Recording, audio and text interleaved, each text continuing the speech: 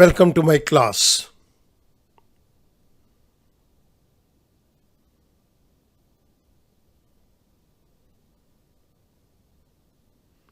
The Indian Contract Act 1872, Rights and Duties of Bailey. This is lecture number 105. इस particular video lecture के अंदर मैं बेली के rights और ड्यूटीज को टेकअप करूंगा। आइएगा मूव करते हैं अपने टॉपिक के ऊपर। सबसे पहले मैं बेली के राइट्स को यहां पे टेकअप कर रहा हूं। Rights of the bailee. First, right to interplead, section 165. If a person other than the bailor claims over bailed goods, the bailey may apply to the court to decide the title to the goods. Baler के अलावा अगर कोई और व्यक्ति बेल्ड goods के ऊपर अपना claim करता है, उस केस के अंदर बेली कोर्ट को अप्लाई कर दे कि कोर्ट इस पर्टिकुलर गुड्स के ऊपर ऑनरशिप को डिसाइड करे और वो गुड्स की डिलीवरी देने से मना कर देगा। Second point, right to claim compensation in case of faulty goods, section 150. A bailey is entitled to receive compensation from the bailor for any loss caused to him due to the failure of the bailor to disclose any fault in the goods known to him.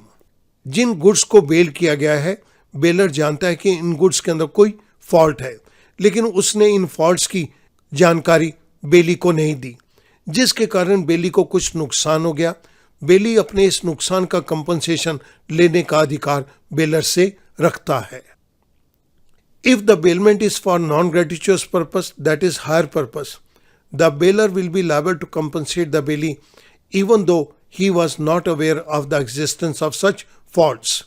अगर कोई bailment non ग्रेटिचुअस purpose से की गई है और जिन goods को deliver किया गया है उन गुड्स के अंदर कुछ फॉल्ट्स हैं, लेकिन बेलर भी उन फॉल्ट्स के बारे में नहीं जानता, बेली को उन गुड्स को यूज करते समय कुछ नुकसान हो गया, बेली उस नुकसान का कंपनसेशन बेलर से ले सकता है, चाहे बेलर को उन फॉल्ट्स के बारे में कोई जानकारी नहीं थी। Third point, right to claim necessary expenses, section 158. Where the bailey is not going to receive any remuneration for the work done by him according to the terms of the bailment, he is entitled to recover from the bailor all necessary expenses incurred by him for the purpose of bailment. जहां पर बेली को कोई remuneration नहीं मिलनी और bailment की term के accordingly बेली ने उसके ऊपर कुछ काम किया है, तो बेली को इस बात का अधिकार मिल जाता है कि वो बेलर से सारे नेसेसरी एक्सपेंसेस को रिकवर कर ले। Fourth point, delivery of goods to any one of the several joint bailors of goods, section 165. Delivery of goods by the bailey to any one of the several joint bailers of goods will amount to delivery of goods to all of them. एक वस्तु के दो या दो से अधिक honour हैं, इन honours ने मिलके जॉइंट बेलमेंट कर दी। जब पर्पस अचीव हो गया तो बेली ने इनमें से किसी भी एक जॉइंट बेलर को गुड्स की वापसी दे दी, तो ये समझा जाएगा कि गुड्स की वापसी सभी बेलर्स को की गई है। Fifth point, right to indemnity, section 166. Bailey is entitled to be indemnified by the bailor for any loss arising to him by reason that the bailor was not entitled to make the bailment. एक व्यक्ति को bailment करने का अधिकार नहीं था, लेकिन उस व्यक्ति ने बेलमेंट कर दी, जिसके कारण बेली को कुछ नुकसान हो गया। बेली को इस बात का अधिकार है कि वो उस बेलर से अपने नुकसान का कंपनसेशन प्राप्त करे। If the bailor has no title to the goods and the bailey in good faith delivers goods back to the bailor, the bailey shall not be responsible to the owner in respect of such delivery. एक व्यक्ति जिसके पास goods की ownership नहीं है, उसने goods को bell कर दिया। जब पर्पस पूरा हो गया तो बेली ने उन्हीं गुड्स को उसी बेलर को वापस कर दिया। यहां पर बेली उस पर्टिकुलर बेलर को डिलीवरी दिए जाने के लिए रियल ऑनर के प्रति जिम्मेदार नहीं है। 6 point, right of particular lien for payment for service. where the bailee has A. in accordance with the purpose of bailment, B. rendered any service involving the exercise of labor or skill, C. in respect of the goods, he shall have the right to retain such goods until he receives due remuneration for the services. जहां पर बेली ने bailment के purpose से goods के ऊपर कुछ अपनी services दी हैं, जैसा कि उसने अपनी लेबर या स्किल को उसके ऊपर लगाया है, बेली को इस बात का अधिकार है कि वो उन गुड्स को अपने कब्जे में तब तक रखे जब तक उसे अपनी सर्विसेज का ड्यू रेमुनरेशन नहीं मिल जाता. Bailee has however only a right to retain the goods and not to sell it. Bailee को सिर्फ इन चीजों को अपने पास रखने का अधिकार है, इन चीजों को बेचने का अधिकार नहीं है. 7th point, right against third person, section 180. If a third person wrongfully deprives the bailee of the use or possession of the goods bailed, the bailee is entitled to use such remedies as the owner might have used in a like case.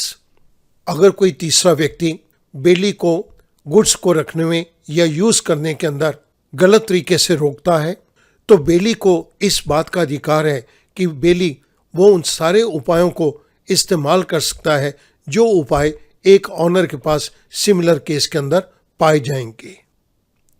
Therefore, bailee can bring a suit against a third person for such deprivation.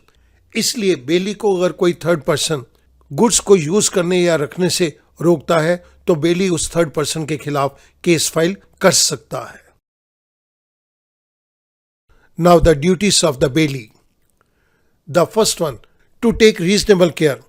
Section 151 and Section 152 are applicable. Bailee is bound to take as much care of the goods bailed to him as a man of ordinary prudence would, under similar circumstances, take care of his own goods. Bailee bailed goods की उतनी देखभाल करे जितनी देखभाल एक साधारण बुद्धि वाला व्यक्ति सिमिलर सर्कमस्टांसेस के अंदर अपनी गुड्स की करेगा. Second point, to use the goods according to the condition of the bailment. Section 154. Bailee must use the goods according to the condition of the contract of bailment. Bailee bailed goods को उसी प्रकार से use करे जिस तरह से कि bailment के कॉन्ट्रैक्ट के अंदर कहा गया है. He shall be held liable for compensation to the bailor if any damage is caused to the goods because of his unauthorized use. इस पॉइंट को एक्सप्लेन करने के लिए मैं एक छोटा सा केस ले रहा हूं. मिस्टर ए ने अपना घोड़ा मिस्टर बी को राइड करने के लिए 1 महीने के लिए दे दिया. मिस्टर बी इस पे खुद राइड करेगा, लेकिन मिस्टर बी ने इस घोड़े को टांगे के आगे लगा के कमर्शियल पर्पस के लिए यूज करना शुरू कर दिया. इट मीन्स बेली ने कंडीशन को वायलेट किया है, वो अनऑथराइज यूज कर रहा है. इसके अनऑथराइज यूज करने से बेलर को जो भी नुकसान होगा बेली उस नुकसान को कंपनसेट करेगा. Third point, must not mix up the goods with his own goods. Section 155. Bailee is not entitled to mix up the goods bailed with his own goods. जिन गुड्स की बेलमेंट की गई है बेली की यह जिम्मेदारी बनती है कि वो उन गुड्स को अपनी गुड्स के साथ मिक्सअप ना करे. Fourth point, to return the goods. Section 160.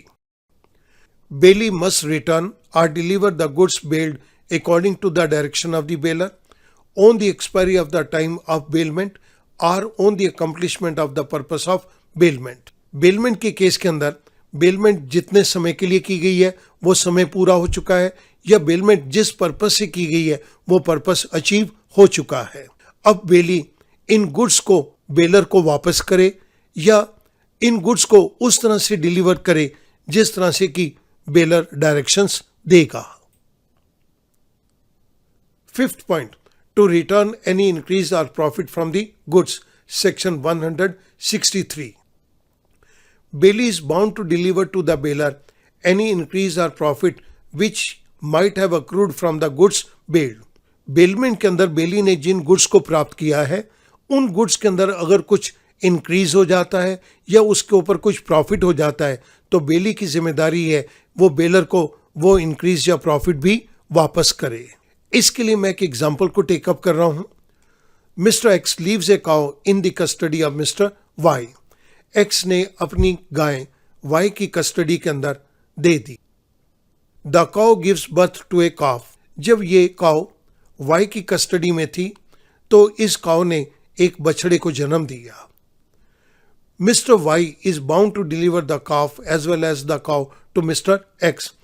इस पर्टिकुलर केस के अंदर मिस्टर एक्स बेलर की कैपेसिटी में है और मिस्टर वाई बेली की कैपेसिटी में है और ये cow that is a case of bailment of goods. यहां पर मिस्टर वाई की जिम्मेदारी बन जाती है कि वो काउ और काफ दोनों ही मिस्टर एक्स को वापस करे। 6 point must not set up an adverse title. Title means ownership. Bailey must not set up a title adverse to that of the bailor.